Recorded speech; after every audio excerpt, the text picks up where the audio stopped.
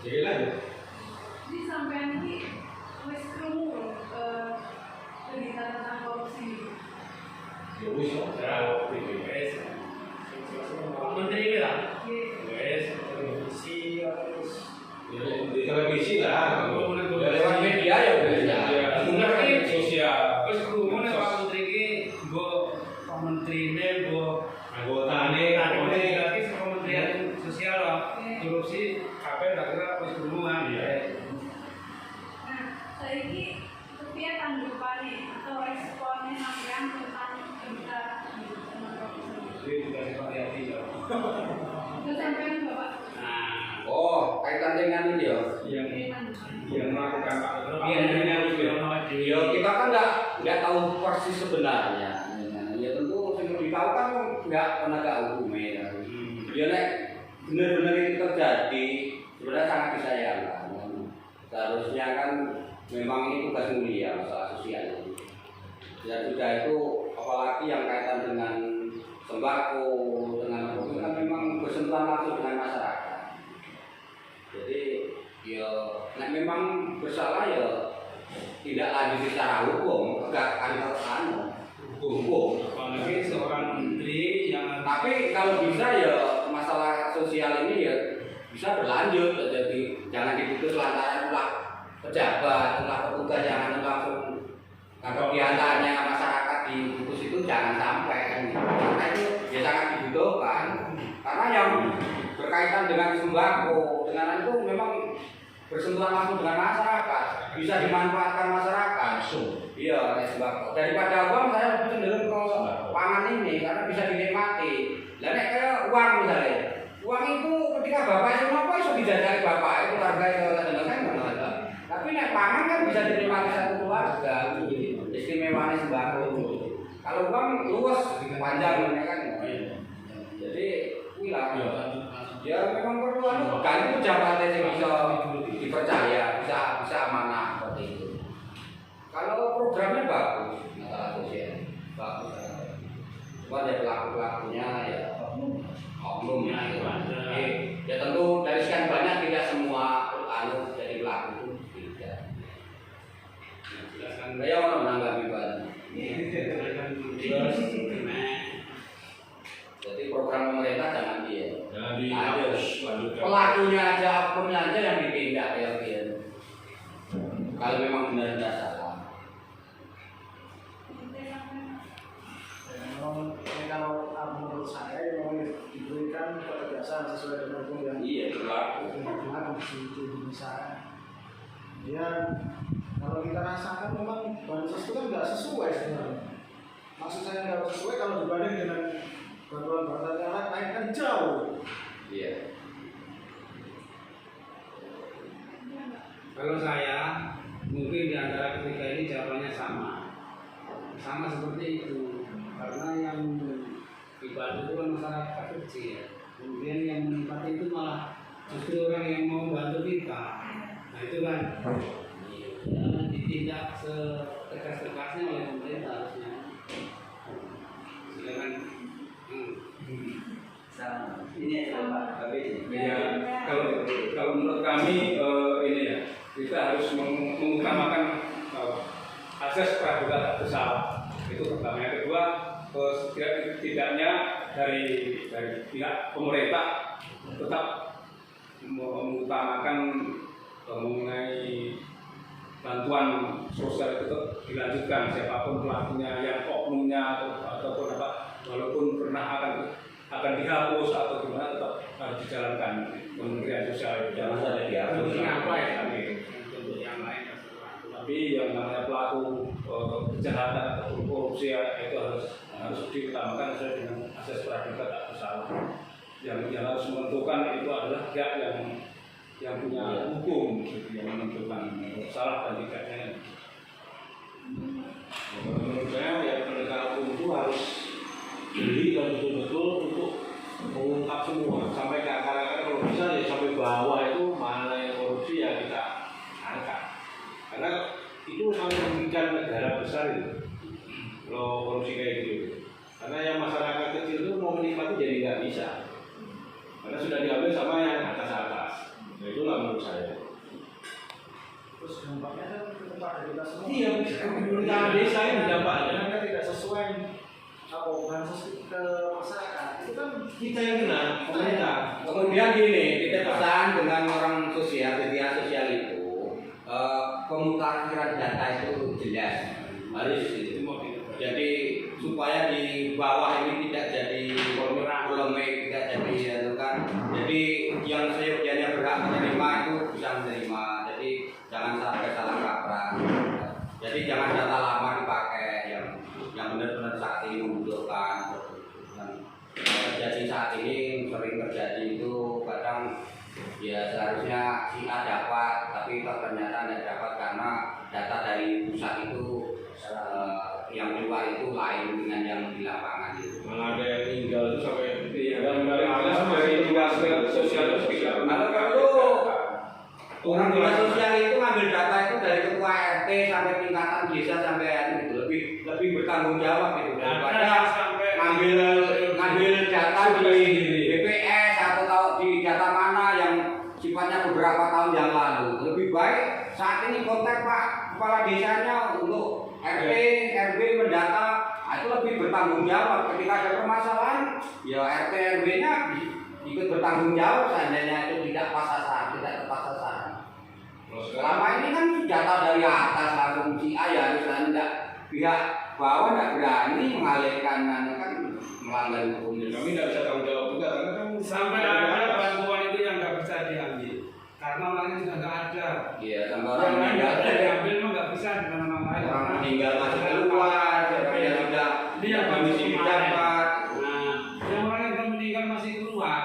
Kami dari desa kan nggak bisa merubah dan berani kan. Nah, sehingga kan dari jangan sayang itu bantu.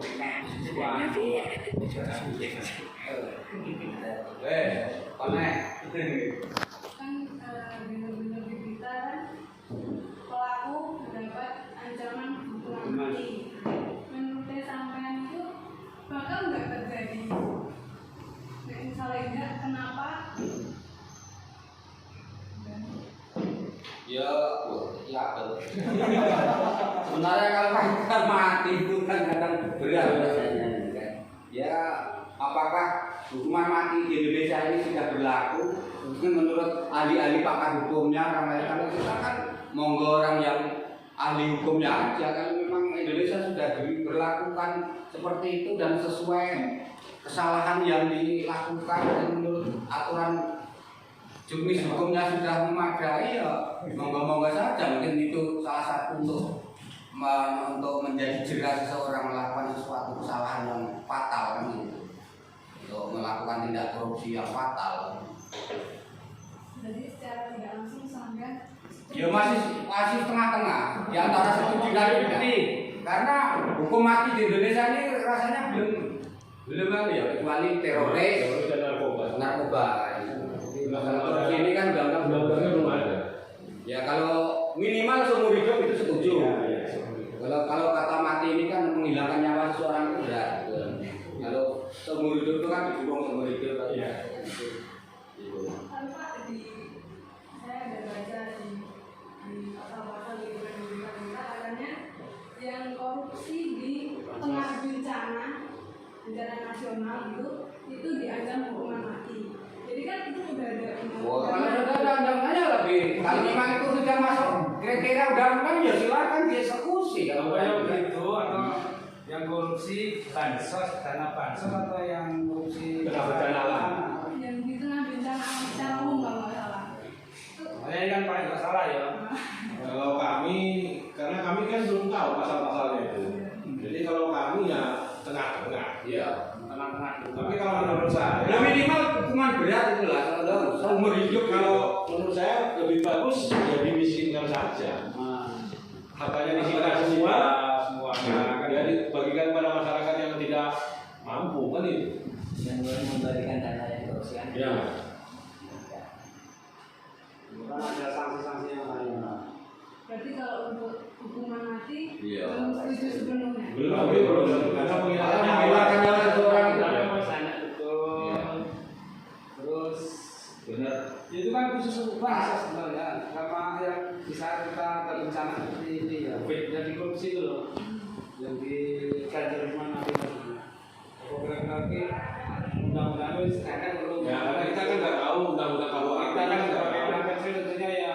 Wacana sudah, yang kita ada. Cuma dengar ya, kamu pernah dengar. apa sudah disahkan undang-undang itu? Kalau orang di atas ngomong kita kan lain. Undang-undang itu udah ada Pak, cuman Belum disahkan, belum diberlakukan. udah bisa Pak. Supaya dulu kan. Ya, kalau sudah disahkan berarti kan seluruh anggota dewan sudah setuju, pemerintah sudah setuju ya. Biar pengadilan yang memutuskan. Biar pengadilan saja logika itu. Berarti orang yang mewakili kita di atas sana kan sudah bagus, kan itu sudah setuju kan gitu. Pokoknya gini ya, apa baiknya bagi orang pengadilan, kalau yang patah yang mana, jadi yang kalau memang itu mati, kalau undang-undang sudah ada, Kita di bawah ini kan kalau bahasa hukumnya kan masih terlalu awam, terlalu dangkal. Kalau terlalu cepat makmur kan ya udah. Sebenarnya mau ngomong itu juga kami kan takut sebenarnya ya, karena nggak tahu persis Persis Tapi undang-undang. kalau hukuman berat itu jelas Hukuman itu harus harus hukum berat itu. Cuman hukuman apa yang tepat itu kalau hukuman mati itu memang ya masih belum ranahnya orang itu. Masalahnya menghilangkan nyawa seorang. Kalau menurut Saya saya kira kan hukuman mati itu biasanya kan hukum pidana.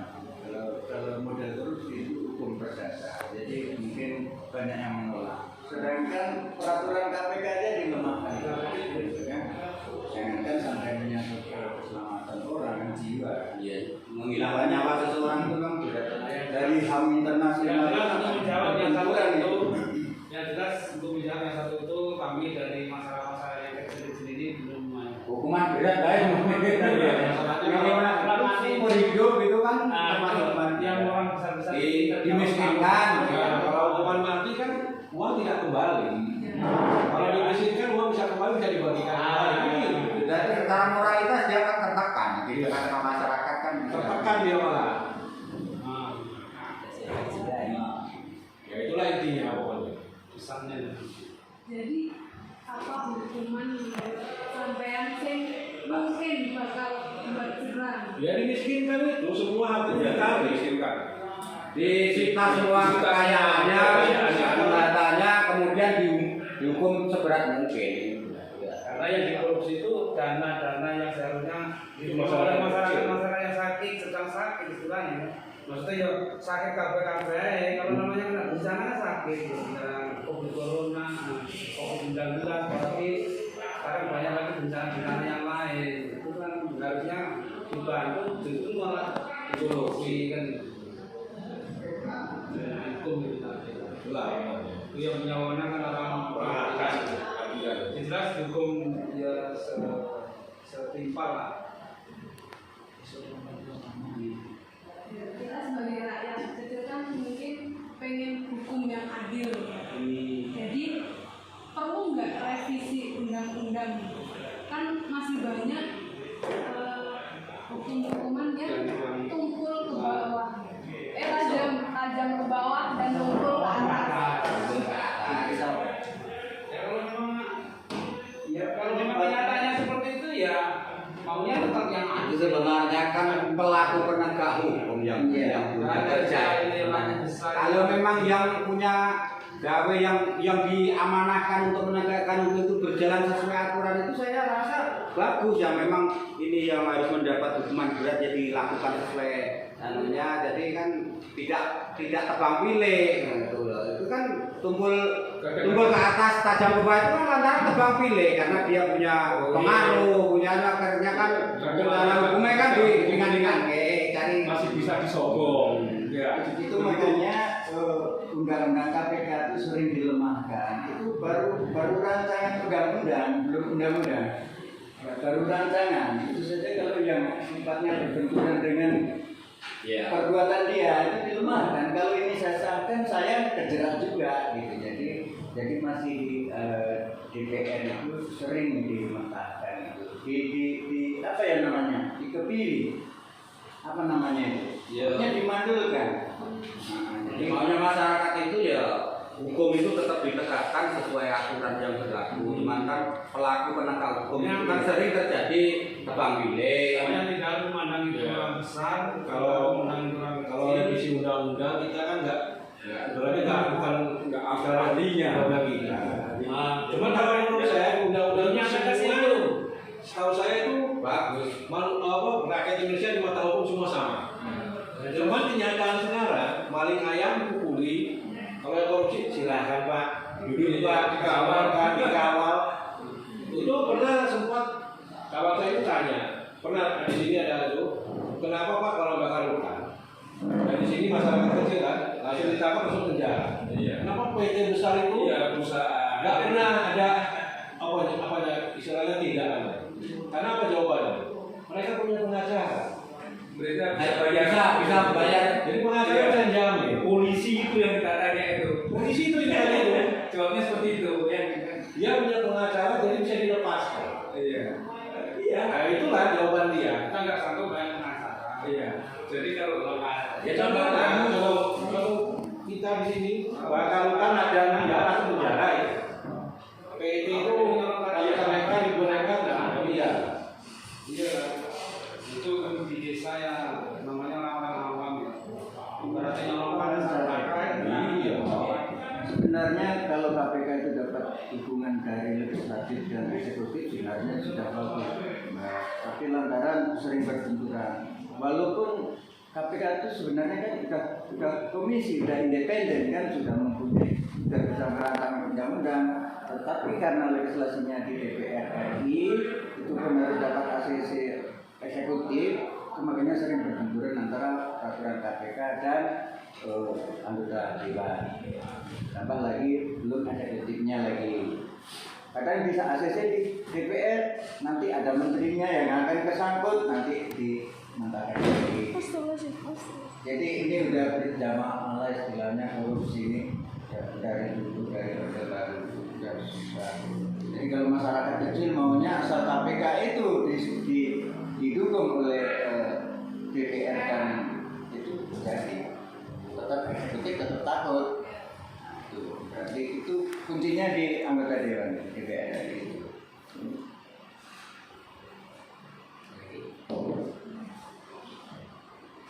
Pertanyaannya tadi dari awal apanya? itu kan ada Seputaran itu ya.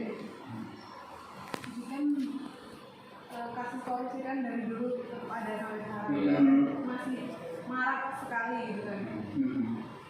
Jadi menurut sampean gimana sih gitu biar korupsi itu nggak ada gitu atau berkurang gitu? Iya penguatan mental. Iya. Pembekalan Jadi memang reformasi mental.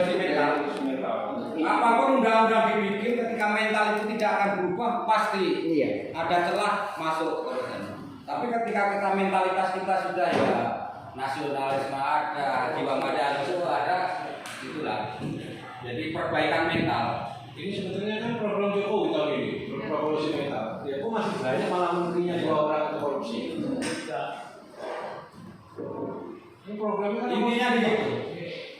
Kalau mentalnya jadi diperbaiki, apapun undang-undang dibikin kita akan diproses juga. Ada celah masuk. ya sekarang dari bawah sampai hakimnya sampai MA-nya semua ada yang kecil. Tapi karena ketika mental, keimanan kita bangun, tanpa kan kita tahu, tanpa ada orang ada Tuhan yang menciptakan kita, yang mengawasi kita berbuat. Nah, itu nanti hati nurani yang bicara itu. Tidak lagi ya, Bukan undang-undang. Kalau sudah mentalnya hebat, sudah mudah-mudahan kurang. sudah kurang ya. Kurang baru kalau saya kira kalau suruh yang belas itu ya kalau bisa kurang lama-lama nggak ada. Ya kenyataannya kan dari dulu kan. Nyatanya sampai sekarang kan nggak bisa hilang. Dia kurang. Kemarin kan malah nambah.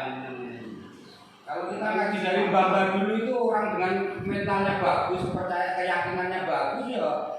Kesannya sing kuasa kira itu tetap yakin. Yang bisa itu ya mental lah. Jadi sejak reformasi sebenarnya saya bangga. Poin Pancasila 1 itulah Tuhan yang manis. Ketuhanan yang Maha Esa. Jadi ketika di mana ada Tuhan, ada yang mengawasi kita apapun yang kita perbuat, nah itulah sebagai benteng kita untuk memang mental.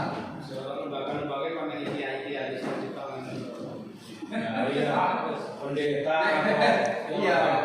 jadi cuci itu. Nah perlu negara ini menaikkan untuk apa? Kerohanian, masalah mental. Kalau seorang kiai kan bisa Penguatan mental. Dan bisa kan terus dibikin gaya-gaya kan secara kan dibiayai negara. Saya kan mandiri kabeh. Sekarang sudah banyak juga ustaznya yang bisa berusaha masyarakatnya. Ya negara Islam kan lembaga dakwah itu harus dilakukan. Mungkin mental. Jadi tidak apa perselisihan masalah apa pemahaman nanti dibesar-besar, tapi mental masyarakat itu yang harus dianu. Jadi berarti orang yang sudah sholat itu jangan dikorek-korek, jangan diganggu. Orang yang belum sholat itu aja langsung sholat dan gitu. Itu yang PR terbesar. Maka orang yang sholat masih dikorek-korek masalah sholatnya bener urungnya. Sedangkan yang belum sholat banyak. Nah itu kan sekarang ini saya lihat pemilihan langsung kan. Ya itu kan mengeluarkan dana ini. Ya, sekarang kayak misalnya saya calon bupati, keluarkan dana saya 10 miliar, dibakar. Dan gimana saya kembalikan? Mungkin itu pengenanya Semua kebanyakannya kayak gitu. Nah, ini masih kaitan bansos. Kita kan bantuan bansos pengajian. Iya bencana COVID ini. Ya, bansos itu ketika diluncurkan kok di tengah-tengah alam banyak yang memanfaatkan, yang menyelewengkan anggaran tidak sampai tujuan seperti itu. Tapi karena bencananya itu bentuknya COVID, Pak, sehingga pemborosan korupsi itu kan tersebar di semua instansi, Pak. Jadi semua kementerian, semua Tapi kan kementerian, paling bukan kan di bansos. sosial aja. Di sosial masalahnya yang ketangkap yang dinas sosial. Gerbangnya yang mencairkannya dinas sosial dan semua kementerian. Semuanya kalau itu sebenarnya ada uang untuk korupsi itu semua ada, cuma memang yang anggaran separuh dari APBN kan di sosial. Iya. Makanya langsung sing kena ya tetap pemimpinnya orang nomor satu yang kan nanti terus caranya dia gimana yang jelas yang dicari tetap yang nomor satu. Bencana penyakit sehingga semua kementerian. Tapi nanti ujung-ujungnya kan masih ada lagi tersangka lain kan.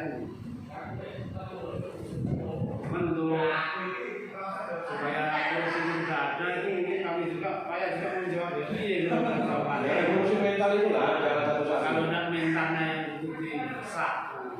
Kalau masalah hukuman tadi sebenarnya pas reformasi kemarin berdirinya KPK itu udah bagus, udah sampai ke sana tuh hukuman mati itu ya ada, tapi kan dilemahkan, diadu dengan HAM internasional segala macam, akhirnya kan melemah.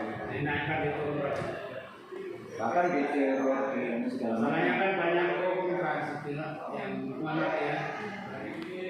Mereka juga kan bahkan undang-undang kalau Ketua KPK kita pun tidak salah apapun penjara. Semua masalah. Iya. Gara-gara terlalu berani, ke sana sini, dia di penjara. Akhirnya ingin menjebak, Jadi dibebaskan sekarang udah. dijebak itu. Iya. sekalipun kita Gara-gara keputusan SBY. sedikit itu jadi kalau ngerti berarti menyampaikan itu agak sulit nanti kalau salah.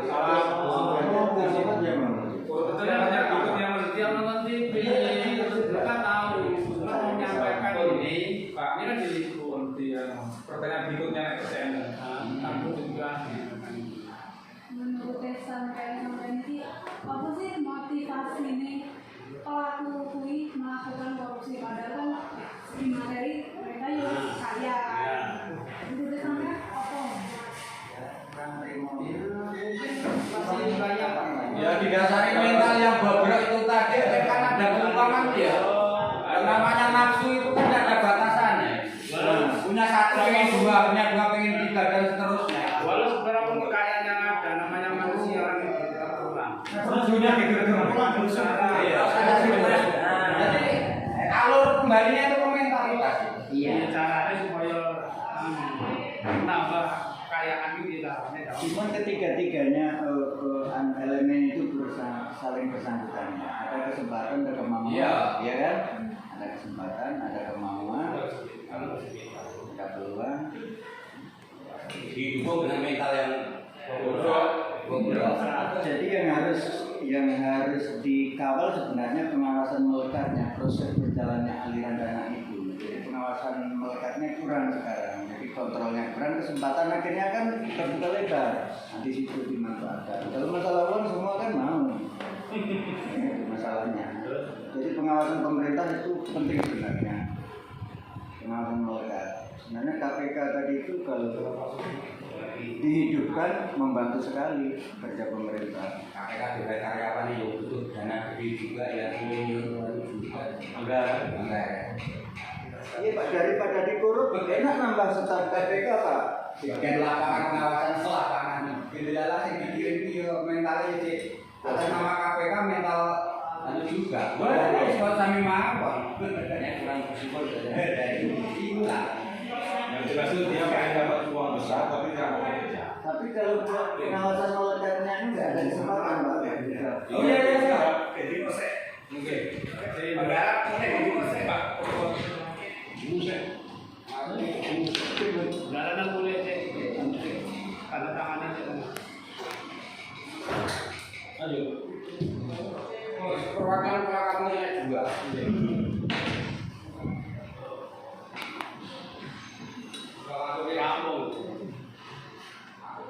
Kan korupsi itu saya nambahin kan. Apa sih sing sampai rasakan dari korupsi? Sekarang.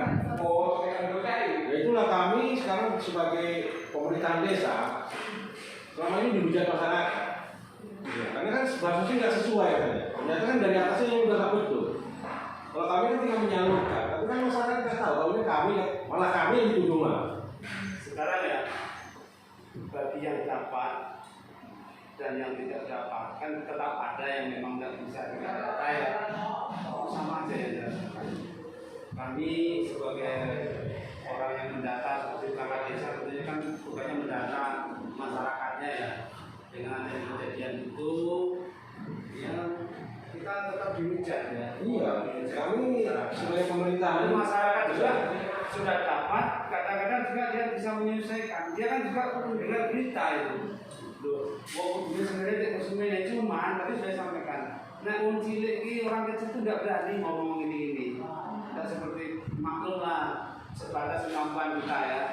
Kalau mau ngomong ini sebetulnya tahu. Ini kayak ini ngomong jadi kurang, gimana tahu, gimana kan nggak berani.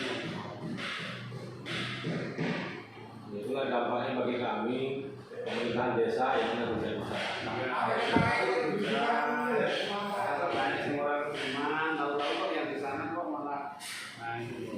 Kok di tempat lain apa?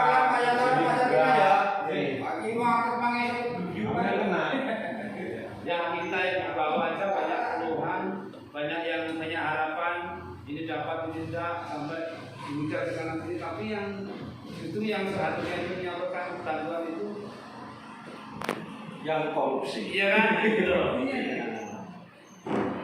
Jadi menurut sampean nek misalnya dana ini enggak dikorupsi, apa mungkin bakal lebih besar jumlahnya? Kalau lebih besar itu nggak besar. Mungkin kalau besarnya sama, cuma penerimanya bisa seluruh masyarakat Indonesia. Nggak ada. Penerimaannya bisa merata. Bisa merata, yang seharusnya dapat sekilo ya penuh sekilo umpamanya ya. Tapi kalau insya Allah kalau dikurangi tetap bisa lah penuh lah. Cuma kan ini yang di sana-sana itu yang nampaknya yang memang kurang. Kayak Intisari bansos cuma dapat 100 orang lebih, ya kan? Padahal masyarakat kita sekitar 500 lebih kakak.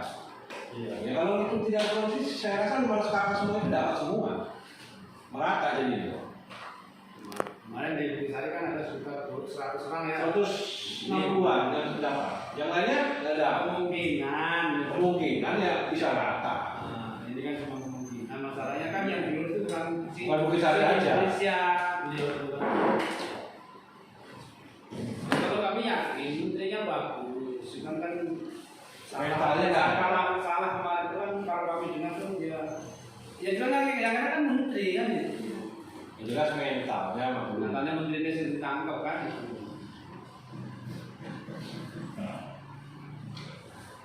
Kasus korupsi Menteri Sosial menurut saya sampean terkait nggak kalau kabupaten atau provinsi kayak misalnya dinas sosial Tenggung kan, Ya. datakan dari sana.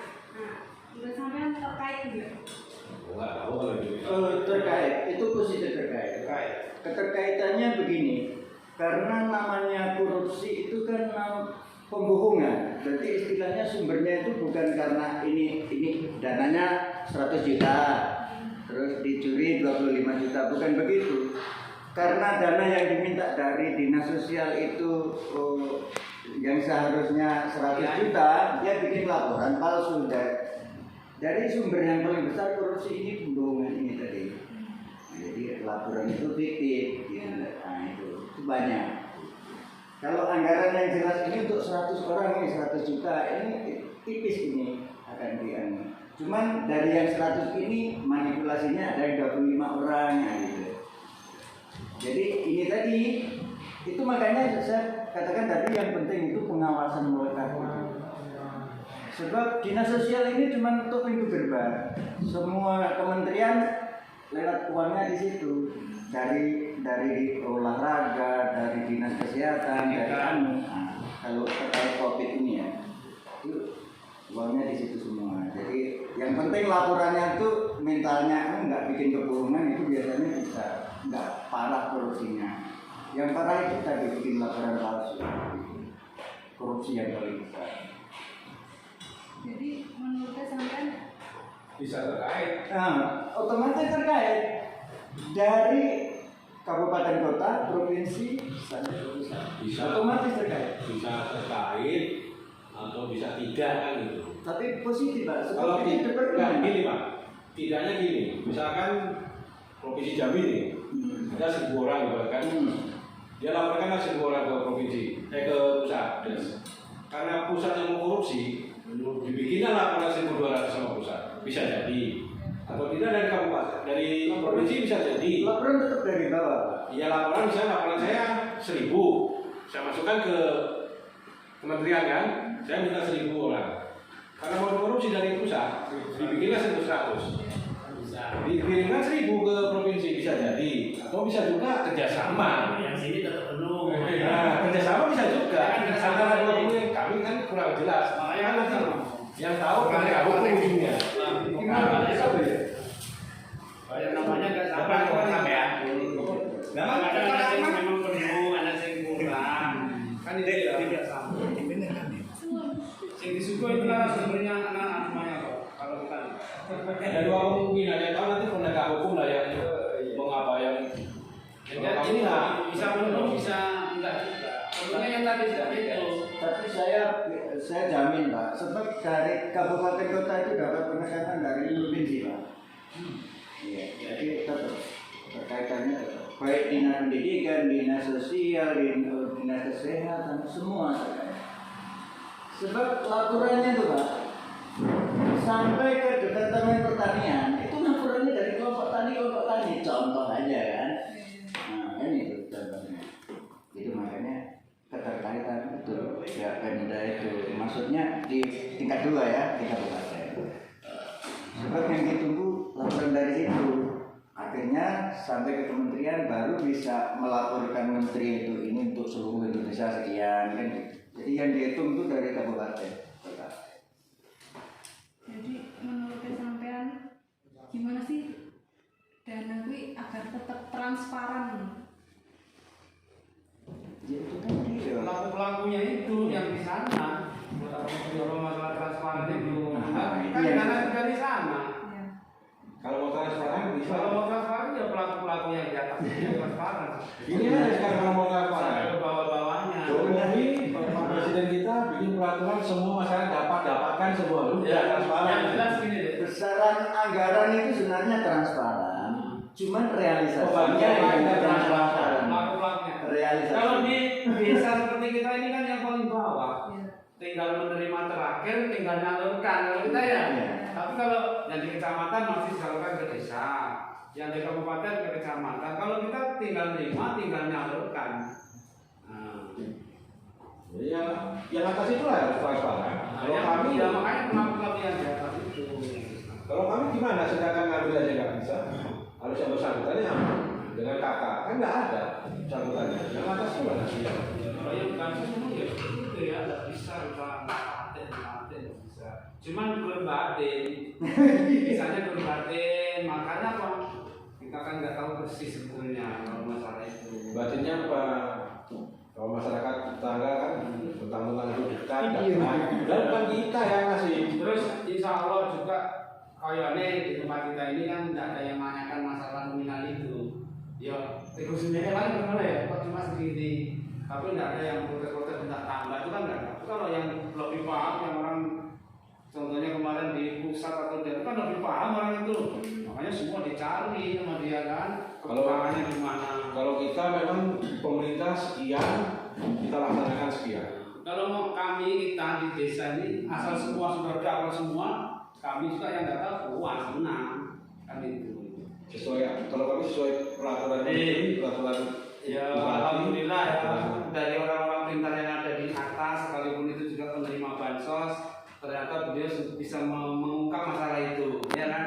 Ini yang mengungkap kan termasuk orang-orang yang tahu, dapat dia tahu. Kalau kita yang tahunya kan terakhir terima langsung bagi.